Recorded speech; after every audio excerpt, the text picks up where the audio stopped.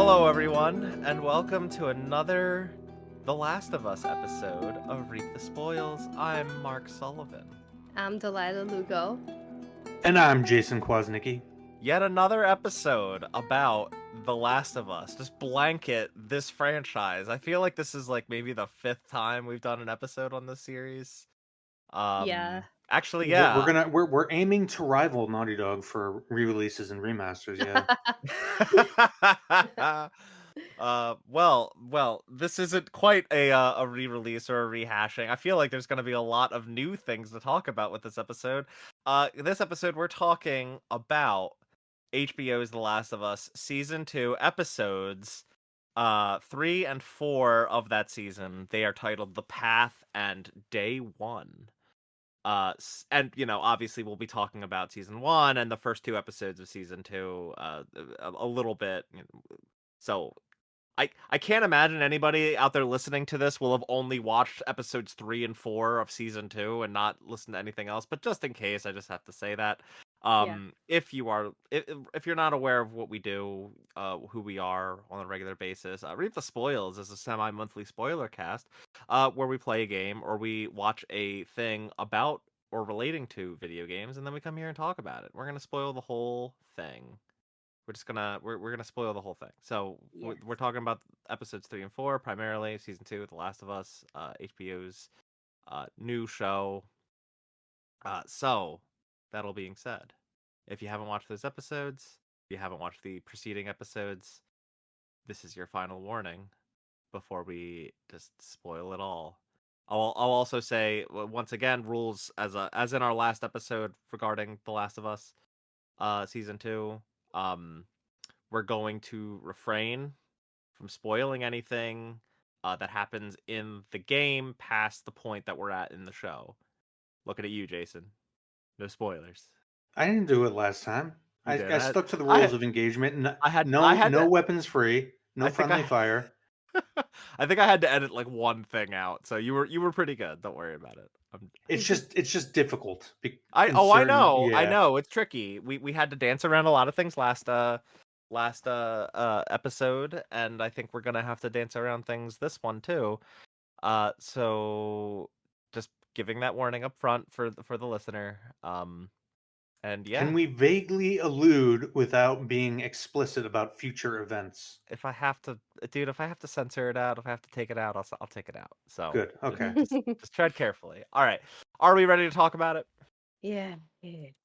Let's go. Who's going first? Delilah.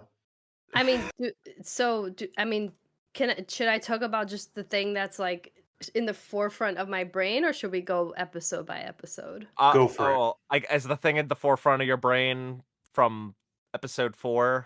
Yes. Oh, okay. I mean, go ahead. Why not? Let's You sure? just Rip the right up Band-Aid front. off. All right. What's up? Well, What's up? look, before I say anything, I really like the Last of Us 2 game. It wasn't my favorite one, but I did like it a lot, even though I can understand some of the criticisms made, and we discussed that. Why does this feel like every episode where we talk about The Last of Us, this is like now a caveat up front? I really liked The Last of Us 2, but you know why? Because nowadays the internet, they don't know how to understand nuance. And not that I'm saying our audience is like that, but I feel like you have to really spell things out for people to understand that opinions aren't black and white. Mm-hmm. Yeah, people like to shack up on a side and ignore anything in between. It's just human tribal nature exponentially exaggerated by internet. Yeah. So, what I did like overall is that the Seraphite introduction early on is kind of like doing it for me. I feel like it's adding more tension to the world. We got introduced to them a lot later in the game, and I feel like the characters that were kind of underutilized in the game were highly utilized in this show, like Isaac and the other guy, I can't remember his name, but I just really like those performances. However, the ending of episode 4 soured me to the point where I don't even know if I want to continue. I'm going to, but Delilah, had to. you're the one who started us down this road. I know, You because I was insisted that we had to talk. excited. I true. really You are liked the season 1. you are the author of your own doom. This I is like a know. goddamn Greek tragedy. I didn't. I wanted no part in this. I didn't think that the show was capable of this, considering how good season 1 was, and also like even the beginning of season 2. It's not my favorite, but there are things I liked about it. Like Joel's death or whatever, I feel like was done better in some ways in the game. We Go talked listen about to that our last episode. time. Yeah, go listen to that episode if you want to know our thoughts. If you haven't heard Yeah. it. Which, by the way, I'm one of those people that am totally fine with them killing off a major character early on, and whatever it happens where people, life is unpredictable, blah blah blah. So That should just be a T-shirt. I'm gonna make a T-shirt of just Joel the Bastion head, and then shit happens. shit happens. Yeah, exactly. There you go. That's perfect. However, when it came to the specific scene where Ellie and Dina were running away from the horde of enemies after being chased by the WLF military, that scene was done really cool, by the way. I thought that was fun. I think Yeah. most of the action scenes I enjoy generally in this game. This show. I'm so used to talking about games. And almost one for one their game counterparts. So they look a lot like the exact arenas from the game. Yeah. Which is a plus to their credit. My wife and I were talking about that. Like a lot of the landscapes, a lot of the sets that were Gorgeous. built for the show, very, very, like, if not 1-to-1, extremely close to the game, which like isn't something I really care about, but it is really cool because a lot of those sets are really cool looking. They're really good landscapes. I'm thinking mostly the guitar scene was like, oh my god, that was great. the landscape for that was recreation, yeah, and it was like impressive how perfect it was, and it was a beautiful scene. But we'll get to that. Yeah, and I mean, I guess that's a good segue into my point, is that I feel like Dina is such a like good actress that performs so well, that's ultimately having to deal with like really bad writing, and I don't know how she deals with that. All right, so... what happened that you cook, didn't Delilah, like? cook. What was the issue? My anima or animus, whatever the fuck it's called, is flowing through you, Delilah. Yeah. Do it. All right. So Ellie reveals that she's immune because she basically saved Dina's life, and then she's, Dina's understandably ready to kill her if, she turns, but has a lot of emotion about it. And then Ellie wakes up, is perfectly fine. I'm immune. And then Dina yells, I'm pregnant. And then they like make out and have like she gets finger banged. Has nothing to do. I started laughing on the couch. My wife, me and Matt looked at each like, other. We were like, "What the fuck is happening?" Yeah, sorry. What about your wife? No. My wife was, because I don't usually, unless like I'm watching an explicit comedy, I don't usually like. I'm pretty quiet just watching TV. Yeah. Yeah, it was like an immediate gasp. Like, did they really just do that? It was cringe. It's shit. And I just want to be, again, I have to be clear because the internet, like I said, this has nothing to do with the sex scene. I am generally prudish. Like, even the scenes that they had in the game, I was like, I could have done without the graphic nature of it. I think romance is better executed when implied and rather than explicit. So this has nothing to do with like a gay scene at all. It's just, I just thought that those lines specifically were not only cringy, but they just took away completely from the weight of what it means to be pregnant in this world.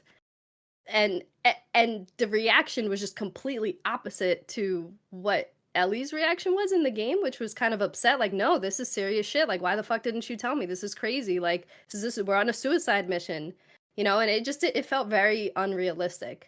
And then after they had sex, saying, "Oh, I'm a dad." I'm like, wait, this couldn't get worse, and then it did.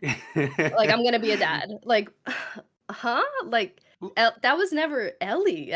Like, there was no indication that she, like, they were just like two moms that, like, they didn't like specify like mom or dad, but they were just two women that were together that loved each other, and they raised a kid in an apocalypse. And so it sat with me very the wrong way, and it actually was so bad that it made me laugh. I couldn't believe it, but I wish I had been watching the game cutscenes because for the exact reason you just said, that they were just written better. Yeah. Ellie, like, So actually used her brain and thought of the ramifications. Yeah. So, do you guys stick around for the like after credits, like making of featurettes that they do? Jason, I know the answer for you is no. So this is mostly a question for Delilah. Saw the one I think from last week, but that's it. Okay, so like they try to, I guess, kind of explain that whole sequence, that whole exchange. Uh, I'm immune. I'm pregnant. Let's make out.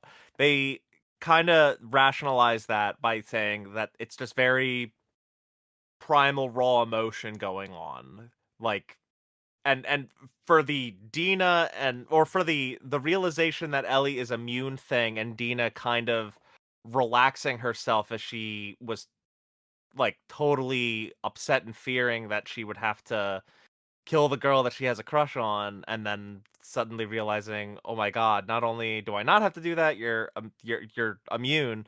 Like, I think if they had cut it there and not had the whole I'm pregnant thing, like that would have been fine. It Once sounded like something out of The Room, man. Like, the way that dialogue was written and delivered. It's like, "Oh, but Lisa, you no, know I'd do anything for you. Let's go like upstairs, Tommy." I th- Dun, dun, dun, dun. Yeah. I That's think how that scene, like, I it had that think quality. I think if they had just cut they if they had moved the I'm pregnant, like, you know, realization, that scene would not have had the goofiness that it kind of ended up having, at least in my opinion, because yeah, for her to be wary of Ellie and then finally get the proof after all night of like freaking out about having to potentially kill this girl she kind of likes, and that you can let your shoulders down, you can sigh a little bit of relief here, like you don't have to do it because she's immune. Like, that would be a moment where it's like, oh my god, okay, I'm relieved, let's bang. Yeah, the I'm pregnant and then that happens is, yeah, it's a little weird. I think it was a little goofy. My wife and I both found it a little like, oh, okay. I um think I think what All made of it us even are worse partners. I think what made it even worse was immediately after it's them waking up and complaining about morning breath. and I Like, think honestly, at that point, like, you should have just had Ellie trying to shove her finger in Dina's face, like. So I want to use this to bring us back so we can talk about episode 3, because I think the core problem with like that whole like final 10 minutes of this week's episode of episode 4 kind of comes down to a bigger issue with the writing of this show, at least as compared to the game, where the game's whole theme is revenge bad, right? It all comes down to the core of the two leads, but right now we're just going to focus on Ellie. And Ellie in the game, especially by this point, was only focused on one thing: killing Abby and her friends. And you see that in her exchanges and conversations with Dina as they're going through Seattle on day 1, which is episode 4. She's not that conversational. She's not that talkative. She's not that, like, her usual happy go lucky self. Even in the music shop, like, it's still it's an intimate moment in the game as it is in the show, but Ellie is a much more vengeful, angry person in the game, and that kind of makes sense for what the theme of the game is. It's And also important to contrast or to point out, yeah, to contrast the differences earlier. The Ellie in the show from the get-go of this season is a much different character, whereas in the game she's starts off way more quiet, not as, for yeah, lack of a better word, not as much of a dickhead that you just want to see get killed by a fucking zombie monster. well, yeah, and I think that's kind of why And so that you see scene. that turn more harder in the game, yeah. Well, why it's just I think that's why a lot of this comes off as a little jarring, is because Ellie, why are they in Seattle? They're there to take revenge for Joel, and she just doesn't seem that into it. No. Right. It seems like they're more like on a travel log date than they're going to take vengeance. Yeah, she's not as focused, and I think that is kind of why why it felt so jarring. Like the sex scene between Ellie and Dina, that, because for those who didn't play the game might not know, yeah, there was a sex scene between Ellie and Dina in the game. It happened before Joel's death. It happened during the snowstorm. They were stranded in a place together, and they were like, "Let's kill time. Hey, I'm into you. Hey, I'm into you too. Let's bang." Um, that was a more fitting time, I think, than when you're on your revenge quest in the middle of enemy territory. Yeah, they were also Yeah. stoned, for the record. Yeah, and That's it true. happens right before the death. So Joel is with Tommy in the game, Yeah. in the Yeah, cabin scene. Yeah, that and that, yeah, we hashed out those yeah. differences of like who was where in the last episode. But my point being, though, is that, yeah, they shifted some things around, and I think it's fine. I think it's a fine change to make Ellie and Dina grow close while they're on this journey together. I actually like that, because I feel like it gives Dina a little more purpose. Like like I mentioned in the last episode, like Dina was also close with Joel in this continuity, and it makes more sense for her to want to go with Ellie so that she can also avenge Joel in this context, versus in the game where she was basically just on the journey to serve Ellie. I think it makes more sense here that she was closer to Joel, and that's why she goes on this journey. So for them to be on this journey together and grow closer as a result of it, I think that's fine. But it's just the fact that Ellie doesn't seem very into it. It just feels like they're on a root and pal adventure, and let's have sex in the middle of enemy. Yeah, that's the part that I'm kind of like, I'm not as down on it as you guys are. Like, I think if they just removed the whole "I'm pregnant" thing and then like, that's the thing that I'm just like, yeah, that revelation doesn't really suit this moment. I think if that was taken out, it would have been fine. But here we are. Well, Let's go back and yeah. I was just gonna second what Delilah said. It would have made more sense for Ellie to get kind of upset at that fact rather than happy, given the context. Well, But and Yeah. that goes but back to what I'm talking about with yeah, Ellie. She's fundamentally not the same person that she is in the game. She's not as revenge driven. If she were, I would agree with you guys. That would have been a very out of place. That would have been a very out of place reaction. And But go ahead. no, I was just gonna say, and this also, no spoilers, but there's a very significant moment at the end of The Last of Us Part 2 where um, being a parent is a factor, and I just feel like an Ellie that's excited about being a dad wouldn't have to. I don't know how they're gonna shift things, but I just feel like it just makes that what happens, it will make it a little bit more confusing based on how excited she is now. Um, so let's talk about the third episode. Let's talk about so rewind. We've that. already Let's go back to the beginning of how we got here. Yeah. Yeah. So I mean, like, how did you guys? I guess just blanket, how did you feel about the third episode? Do you have any top of mind thoughts? I have a few, but I want you guys to go first. I mean, I thought it was pretty unremarkable. Like there wasn't much to it that I liked or disliked. I ultimately feel like it's just cementing my point that I made in the last episodes that they're highly underutilizing Tommy. And which is really disappointing considering how important of a character he is Who and how is much I like him and in the as a actor who character. plays him is probably, aside from, we get introduced obviously to Jeffrey Wright, but aside from Jeffrey Wright, is probably the best actor on the show. Gabriel I Luna, think you're talking I about might have Tommy's. said this. I think I might have said this at one point when we talked about season one, but I honestly think he would have been a better Joel than Pedro Pascal. You're talking about Gabriel Luna, Tommy's actor. Yeah, yeah, yeah. Okay. Mm-hmm. Yeah.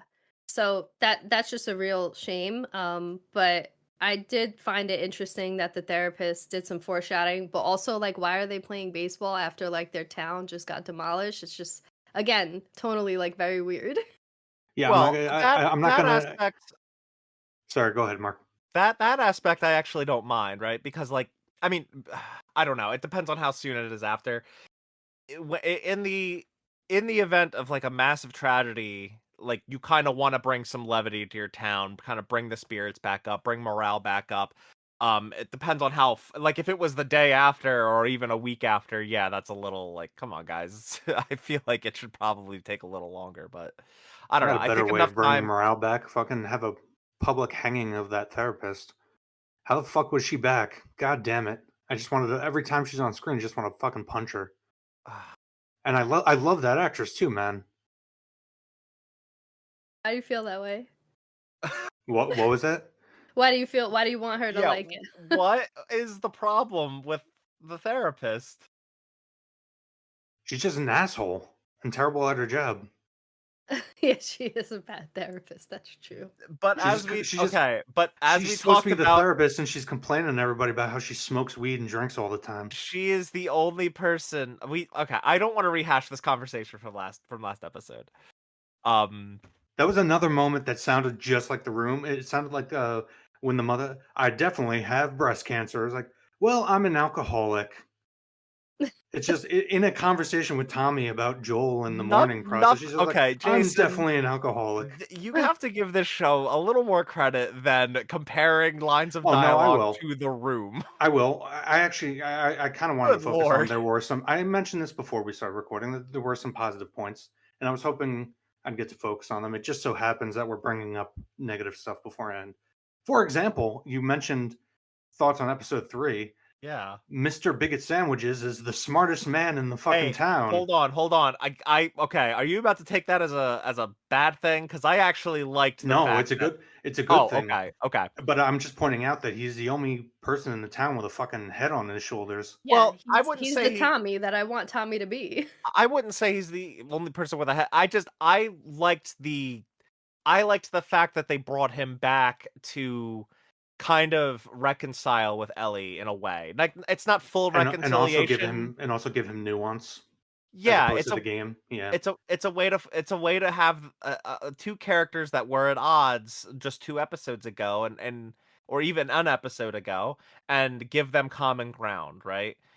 He called her a slur and obviously she had an issue with that, and like they're diametrically opposed based on like just how they identify who they are as people, but there's one thing they can agree on, and it's that Joel didn't deserve what he got, and they meet on that common ground, and he actually helps them leave. I really liked that. I thought that was a really really cool aspect of the episode, and I also really liked the town council kind of meeting to discuss like should we send people out to avenge Joel, like does he deserve that, can we afford to do it, and I liked that whole deliberation. I actually really liked episode 3 in several aspects, and like yeah, that was like the biggest one is it gave room to breathe where the game didn't really do that. And that's because it's a video game. You have to be in control and be doing things in order to make the video game be a video game. This was And also a because there was no council in the video game, it's just Maria. yeah, but I mean, who knows? There could have been it's Maybe, the I fact guess. that the game is a game.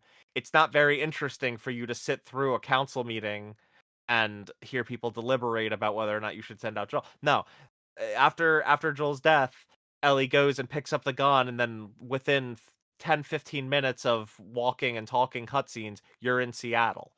It should This also be important to note here that in the game, Tommy is the one who, well, in the show he does too. Tommy dissuades her. Tommy actually leaves for Seattle before her, yeah. and before her and Dina sneak out. So Tommy is Yeah, already and en route in the game. Yeah. and that's a big that is a big difference. Like Tommy did, as far as we know, Tommy has not left Jackson. Tommy is still there. He was part of the council, and he was and it was deliberated on whether or not that anyone should go after Abby and crew. Um, but yeah, I liked a lot of aspects about that episode and the council kind of meeting on it to decide. I thought it was a little. The show doesn't really introduce Joel's love of coffee unless it was a carryover from season 1 that I'm not recalling. Her leaving the coffee beans on his grave. I was I wondering mean, what those were. I thought they kind of. almost looked like if you were just scanning the TV and weren't paying close enough attention. I was like, what is that? Are those beans? Are those like deer turds? What the I fuck mean, are those? Like, I drink coffee every day. I knew what I they see. were I'm right not, I'm not away. a coffee drinker, so Got it. Yeah. Like, yeah, um, the fact that I don't remember if in season 1 that was introduced, but it is like mentioned at some point in the second game. Obviously, they carried that through into season 2 of the show, but like, if you haven't played the game, you might not understand like why did she do that?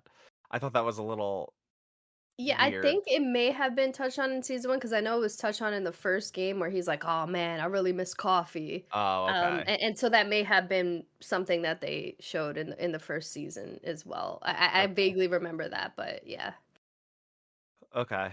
um, actually, I agree with you, Mark, about kind of the catharsis between Mr. Bigot sandwiches. I don't remember his name, and Death.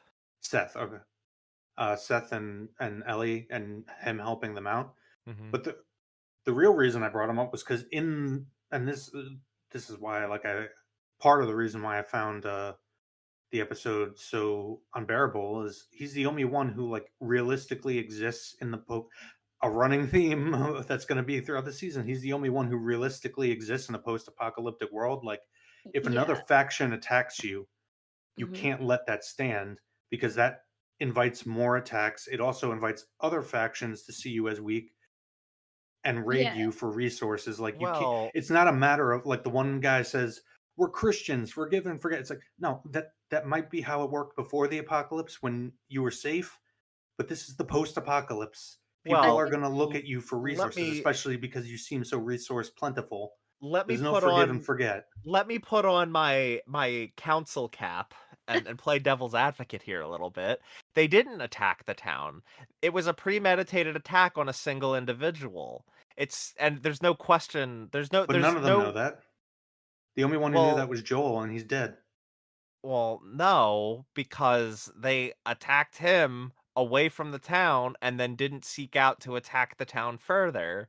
It's pretty obvious that they weren't there to attack the town. They could have been scouting elements that just happened to kill Joel. We don't know. I well, think I think you're reaching to find excuses for why that town I'm council not like meeting if should have gone other realistically, ways. if I'm a military commander, that's what I think. It's a scouting But they're element. not a military. They're just a town But that's trying to survive. Dina figured out from the symbol that they and apparently they have all the maps and information to know what the WLF is. What are you talking about? so I So think because go Go ahead. Dina ahead. Tell saw Delilah. the well, I think because Dina saw the WLF symbol like Yeah. after Joel got killed. So yeah, they might say maybe the argument And is they saw that Dina was Eugene left knew that alive. what they were. Yeah, Yeah, like maybe because Dina was left alive, they were like, okay, maybe this was a target on Joel, so that might be an argument for why they were against it. But also, like to Jason's point, I do feel like have like in an apocalypse, like this after this long, right? There should be some hardened individuals who are a little bit more emotional about this situation, especially after what the town went through, which is separate from the WLF. But I feel like that should like throw some red flags for more people, and it just surprised me that there was only one man in that entire council that had reasons, like a reasonable explanation as to why he felt like getting revenge was something that the town needed to take on as a responsibility. If there's one thing that I'll give this argument, it's that yeah, maybe there should have been more than one guy and one young girl that felt that they should go after Joel. Well, okay. Let's also be clear. It wasn't a unanimous a no vote from the council. It was majority no, but yeah, it was a majority no, but it wasn't unanimous. There were some people that felt that that Abby and crew should have been pursued. But no, I still don't think that this town, that this group was so like what's the word I'm looking for? I feel like they could intuit that this was a premeditated attack. Especially cuz yeah, Dina it's not like Dina was knocked out for the entire thing. She was cognitive at least for the beginning where it was very clear that they were there for Joel, not I for mean, Jackson. I mean, just so we don't like belabor this point, the show doesn't explicitly say whether or not they did know it was a targeted attack. So like, we're They really killed just one speculating. person and left everyone else No, there no, alive. the show doesn't say if the people in the council when they're discussing it know it was a. So they could not. It's never I explicitly think by the stated. time that they're having that meeting, the facts were known to everybody.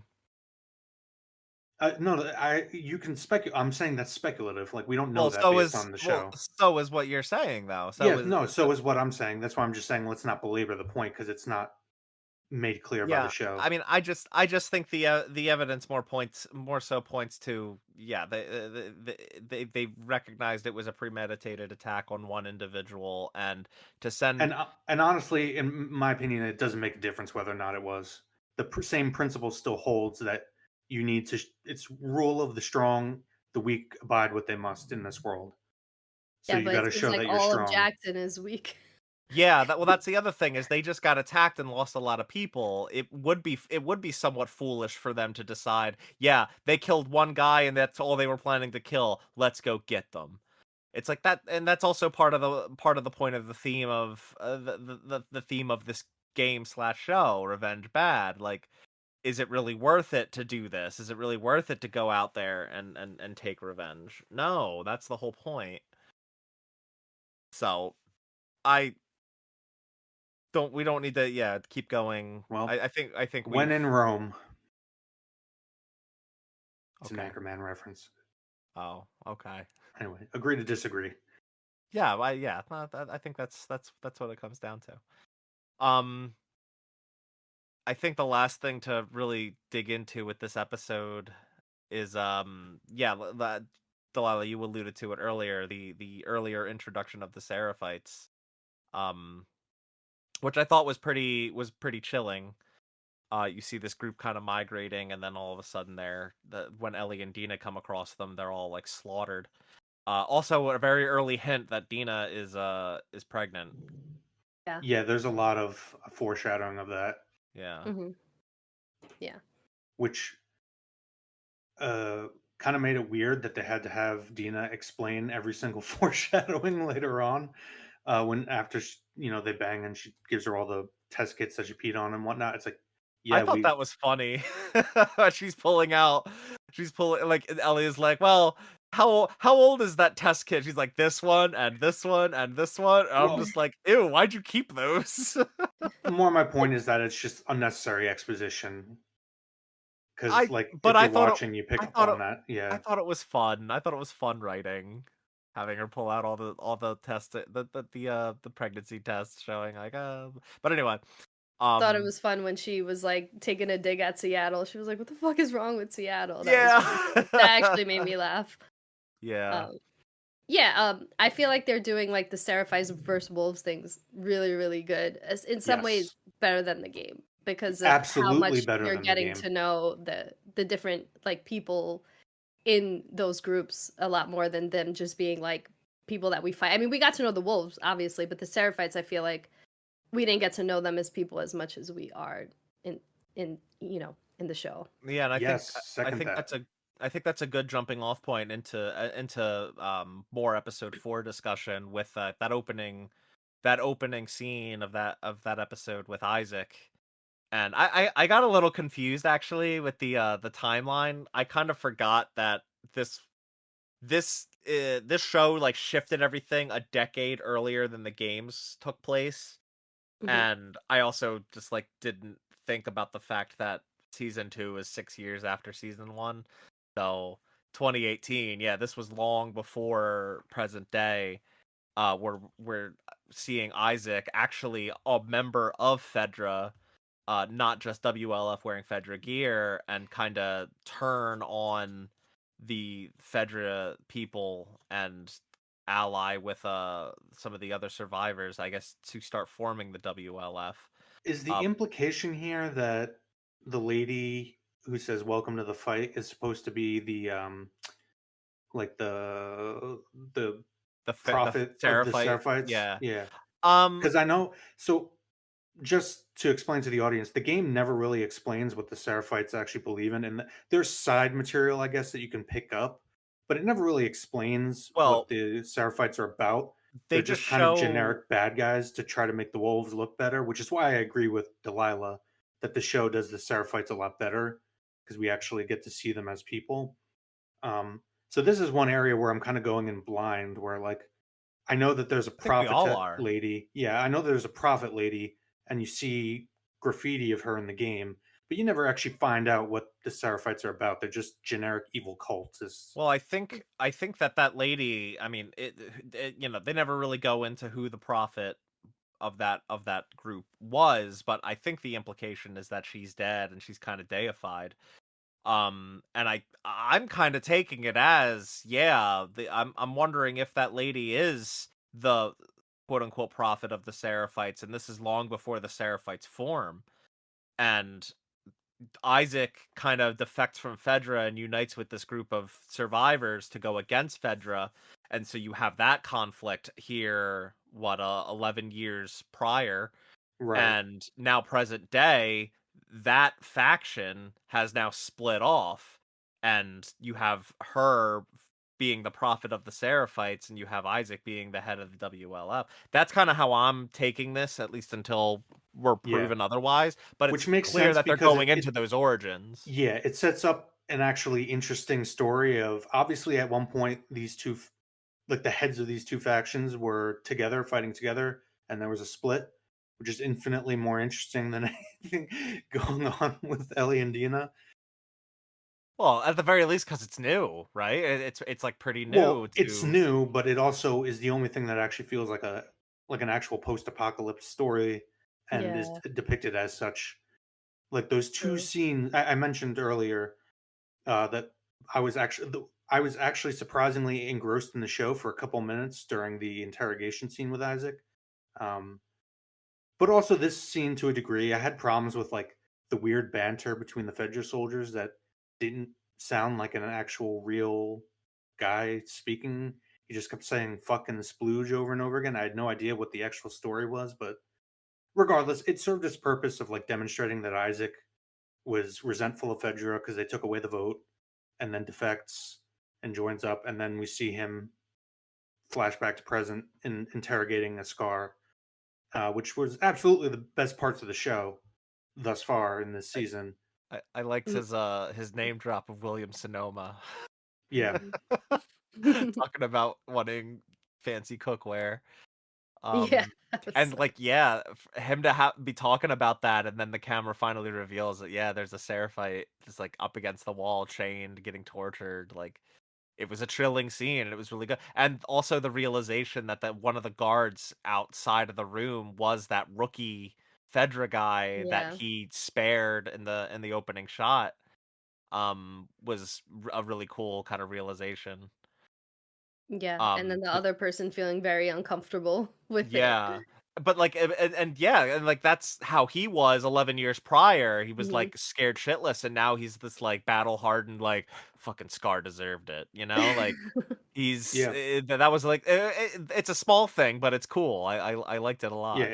It implies he's been on a journey ever since with Isaac, and yeah, hopefully he'll be a recurrent character. I don't even think he needs to be. I think that was Josh Peck, by the way. Yes, from Jake and Josh, or Yeah. Drake and Josh. Yeah, Yeah.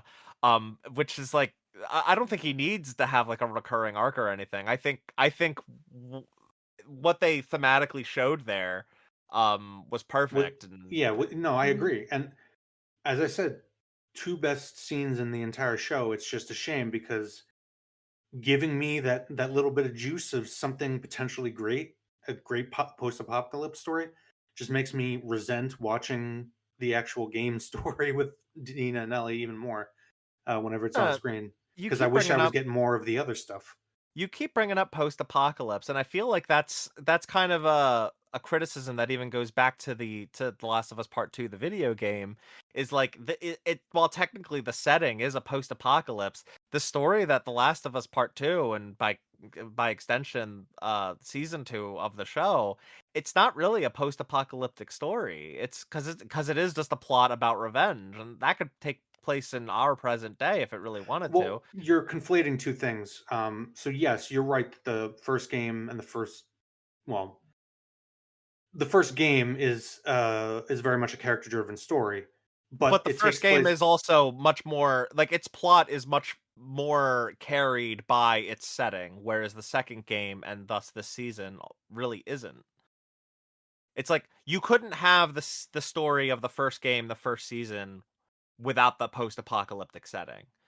You could with season 2 and The Last of Us Part 2. Yeah, it's kind of like The Right, Walking Dead, yes. where the threat was, the Well, that the was a big zombies, complaint. and That was a big yeah, complaint And I of why The wonder, Walking Dead fell off, was that the show seemed to forget about the zombies. but I bring that up as almost a criticism, that kind of blanket grabs all your complaints about, oh, they forgot it's a post-apocalypse. They forgot it's a post-apocalypse. This is the most interesting thing in a post-apocalypse. It's like, that's because the Well, story doesn't really serve its setting, and and vice versa, and that is a problem with the game's narrative, not even yes, so much the I season. absolutely agree. Which I'm is just trying to point out that the roots of that issue run much deeper than this show. no, That's no, the only no. reason I'm Yes, bringing up. yeah. All right, I was a bit confused about what Yeah. you were trying to get at, but I agree with that.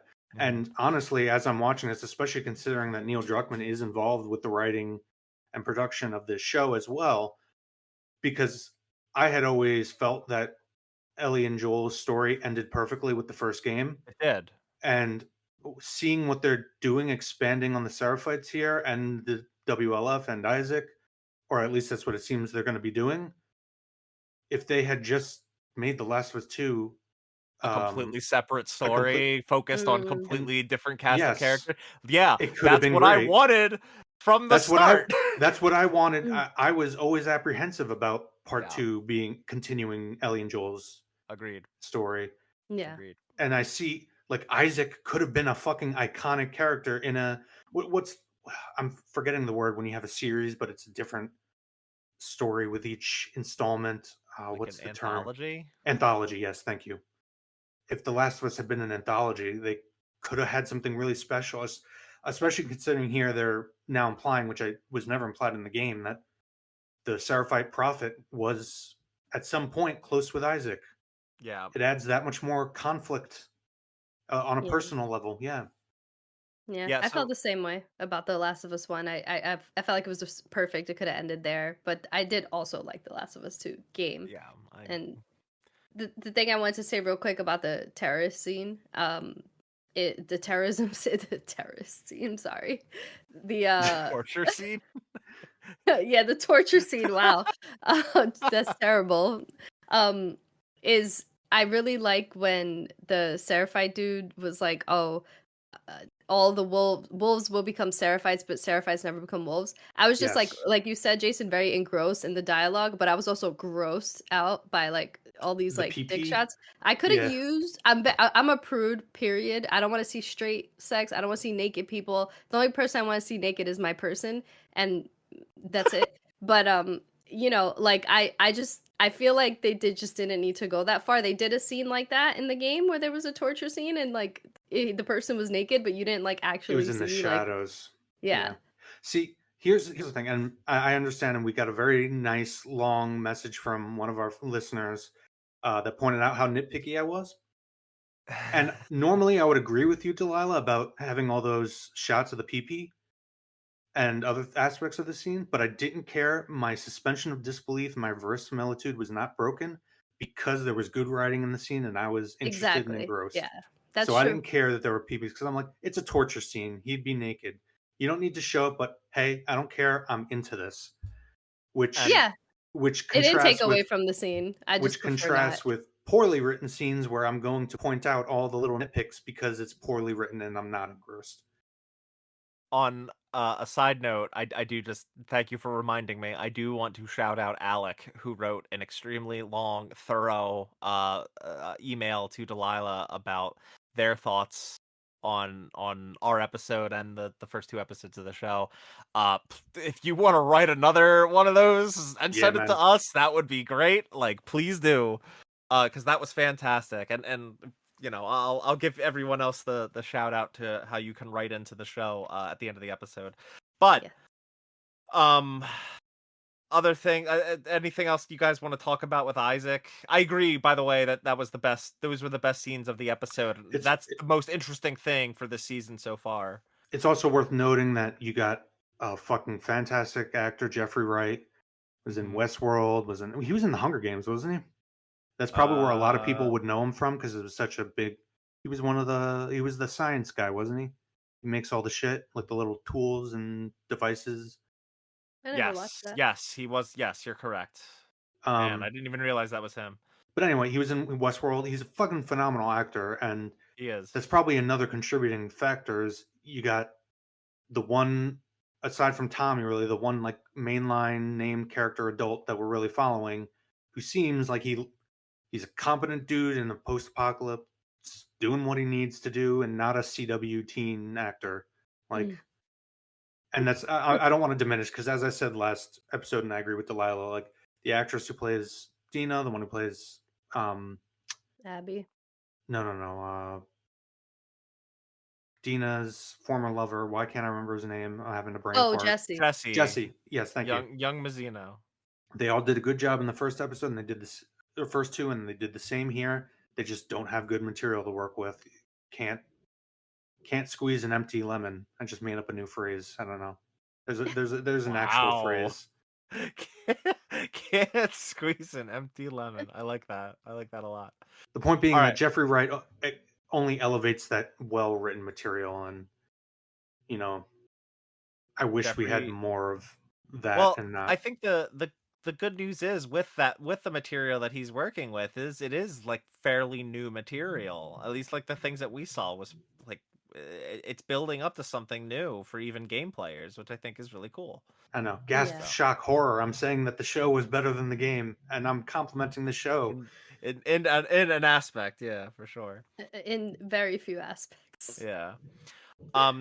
There's a couple other things to talk about with this episode. I think the first thing is to elaborate a little further on the guitar scene, Hmm. or the music shop scene, really. Um, I thought that was beautiful. It was really nice. Yeah. Uh, The emotion that Dina showed too. Like, I feel like that would make so much sense because like you don't get to see live shows, so that to be able to see a live performance from someone that you have the hots for, with the yeah. scene looking like one for one from the show, it was Yeah. like a very beautiful scene. The one thing that made me mad was Ellie. You found a perfectly preserved guitar, even with silica gel, that you is the most praise I've ever seen somebody give silica gel, where she picks it up and gives it a kiss because it kept that guitar preserved. Fucking put it back in the case, please. Like she just left it there. It's gonna get ruined now. That's the one problem I had with that scene. That's Jason, funny. you seem to have thoughts. I don't know. You're given the. I was generally, when she actually starts playing the guitar, I was kind of indifferent. I mean, the Mhm. scene in the game, it's optional if I remember correctly, right? You It have to is. You can actually, miss it. yeah, Hmm. yeah. I don't know. I was kind of like, yeah, the actress that played Dina looks, genuinely emotional, but overall, I didn't really, given everything else that's going on in these two episodes with these two characters, it's like okay, and I feel really a build up to it.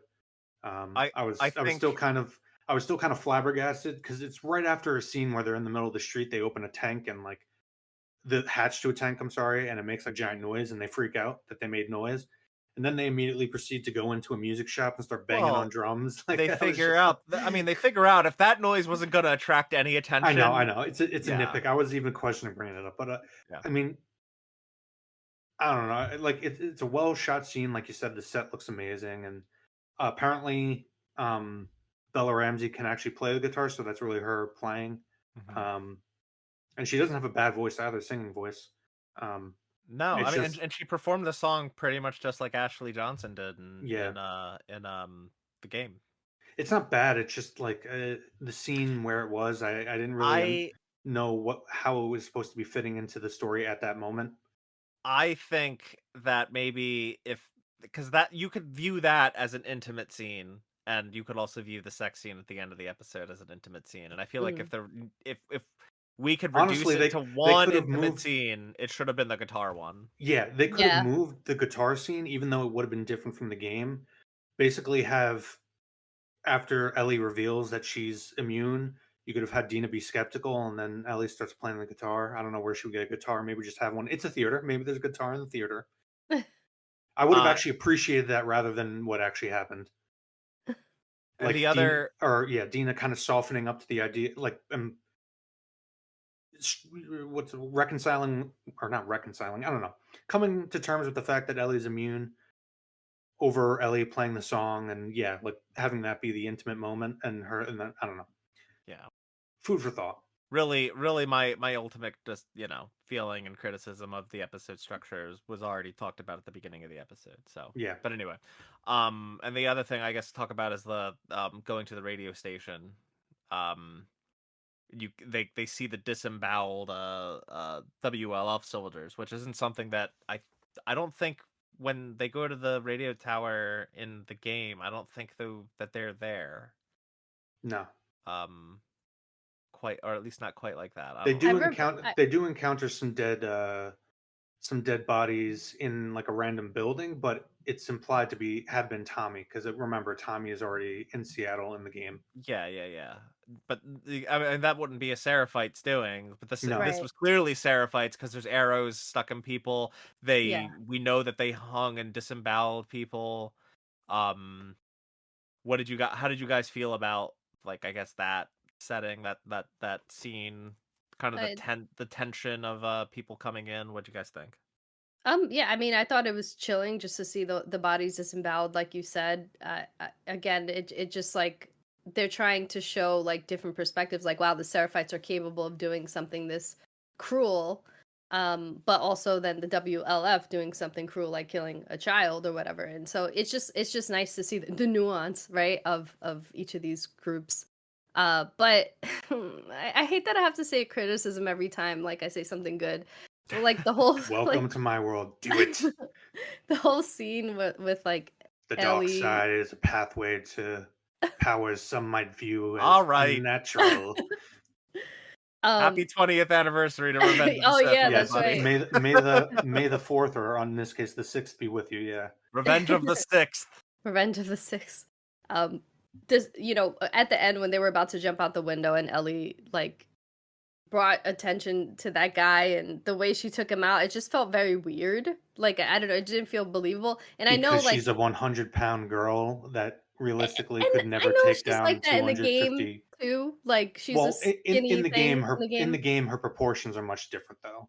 She's much taller. True. She also like But still. But looks she's like a still 19-year-old.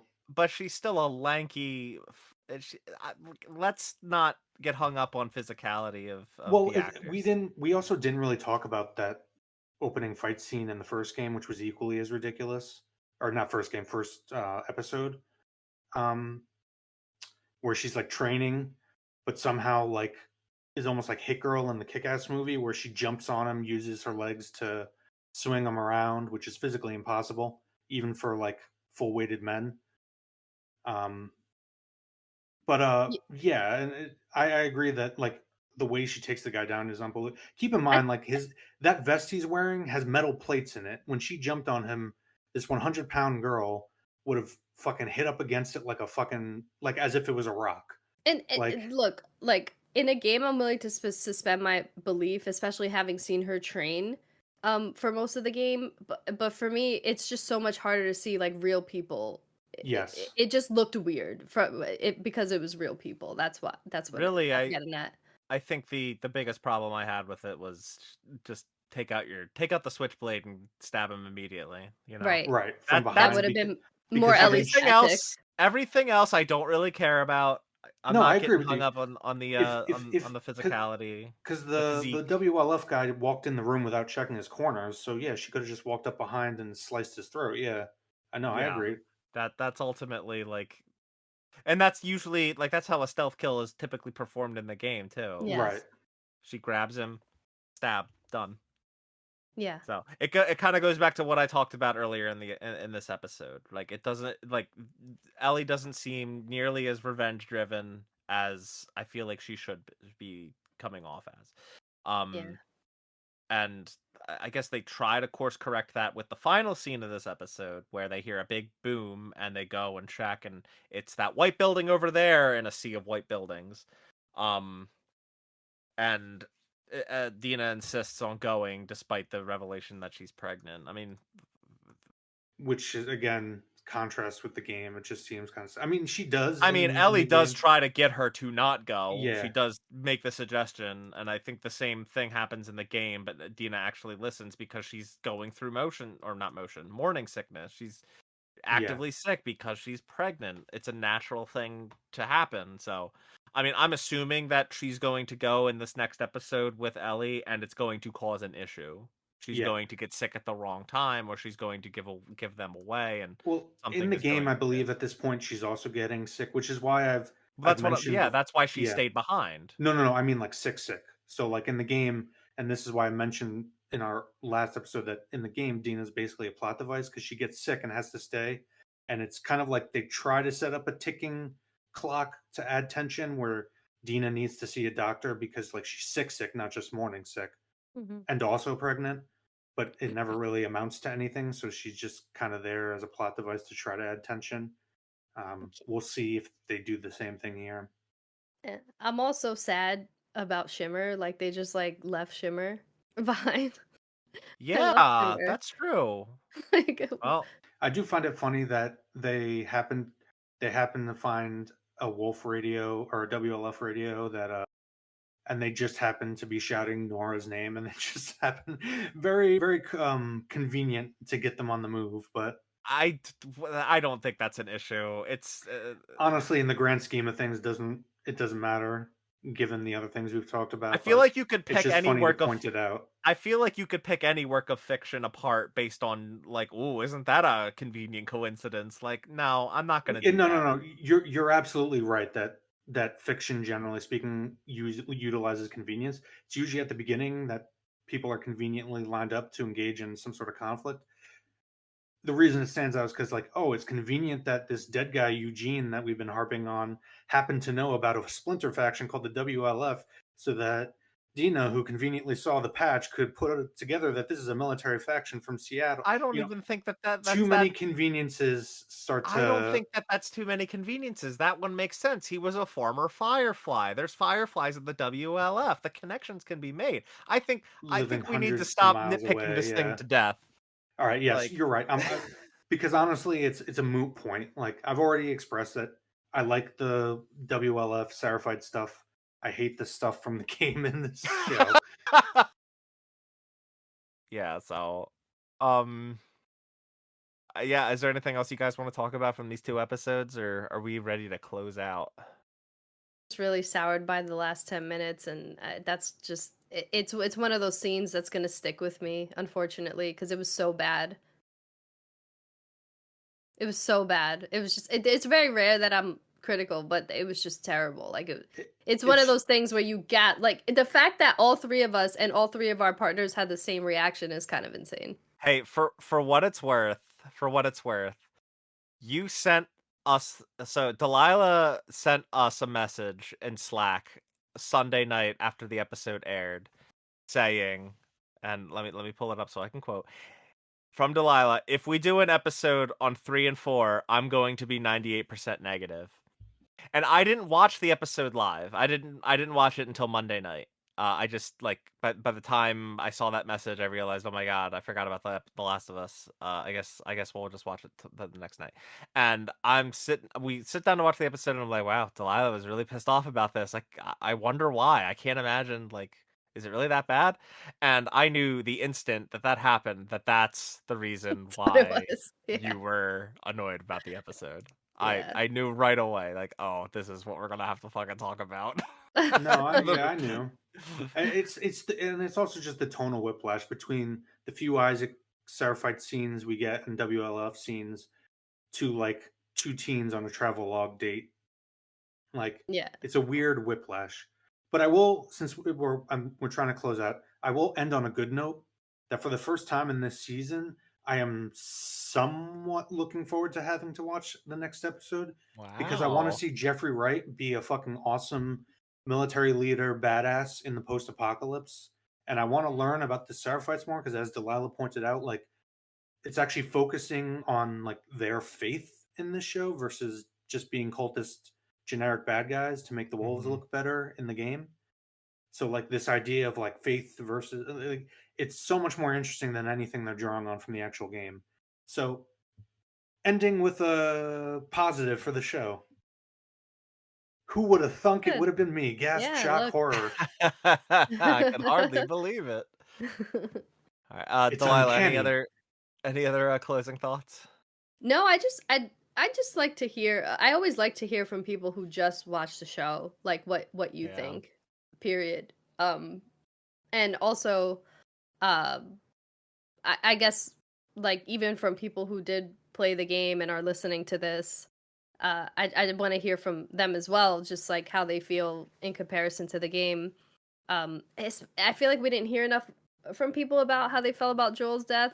At least I haven't. I don't know if like any of you guys spoke to people, but I'm just so curious because that was like a big point of contention. I think the audience was very divided for the game, and I Yeah, don't think I'm there was asking in enough the people. I don't remember if it was the Nielsen. I think it was might have been no, the Nielsen numbers wouldn't be out yet. There were numbers that there was about a 40 to 50% drop off between episodes 2 and 3. Um, So and people weren't happy about it. it seems to be generally online as divisive for non-game players as it was for game players. Wow. Okay. Cool. Yeah. So if you're one of those people, I'd like to hear from you in the I don't know. comments. I don't know if that's true, Jason. I'm looking at least the numbers that are reported on the Wikipedia article for season 2. There was a drop off from episode 1 into episode 2, and then Yes. but that was before the death, and Yeah, then there yeah. was an increase in viewership from episode 2 into episode 3.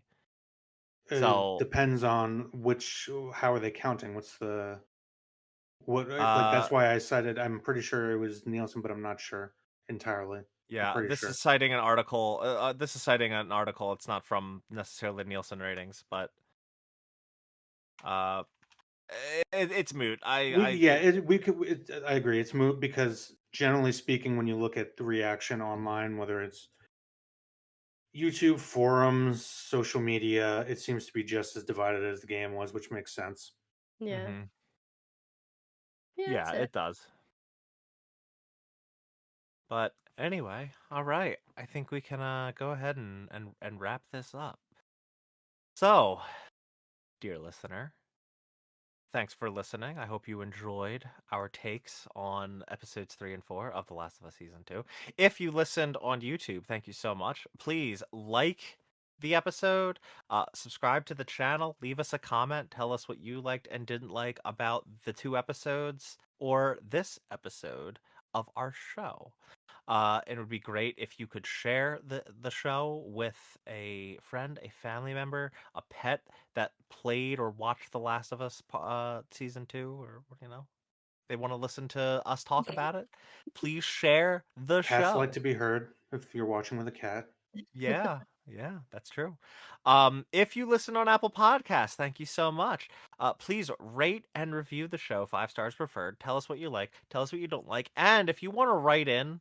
Once again, shout out to Alec for sending Delilah that really long email. But Alec, the show actually has its own email. If you want to send that directly so we can all see it, you could and if anyone else wants to send us their thoughts, you can write to us at dcellmedia@gmail.com. That's gonna be in the description for the episode, regardless of where it's on. And I'm dcellmedia at sorry, I'm sorry, gmail.com. Alec, for being so nitpicky. It's just in my nature. I can't resist. You're gonna apologize to him, but not us? Are you kidding me? Apologize to me for being so nitpicky all the damn time. God. Like I said, the impetus for all of this was Delilah. She is the author of our doom when it comes to this show.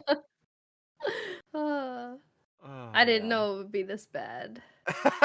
Well, now you're finding out the hard way. I hope you're Yeah. happy. She is the siren that lured us all into the quagmire. God. We are like Odysseus led astray. Well, I hope the listener won't be led astray from listening to the next episode. I Can hope I? you'll just Can wait, I'm go ahead. sorry. I Go have to ahead. say this real quick. You Okay. know I wasn't worried about Intergalactic, right? Are You you know I worried was now? yeah. Yeah. I'm not gonna lie. I'm very worried. It Wow.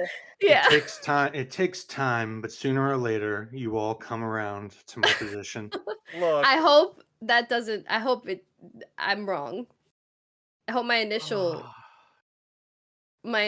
thought on Intergalactic is what winds up happening, but I am very worried now. Guys, it's gonna be different writing staff. It's gonna be okay.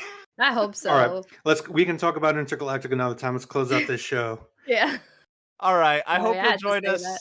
I hope you'll join us for our next episode covering this show. Probably in another 2 weeks. We'll talk about the next 2 episodes. Hope you'll tune in then. And as always, thanks for listening. Goodbye. Have a good night, everybody, or day if you're watching during the day.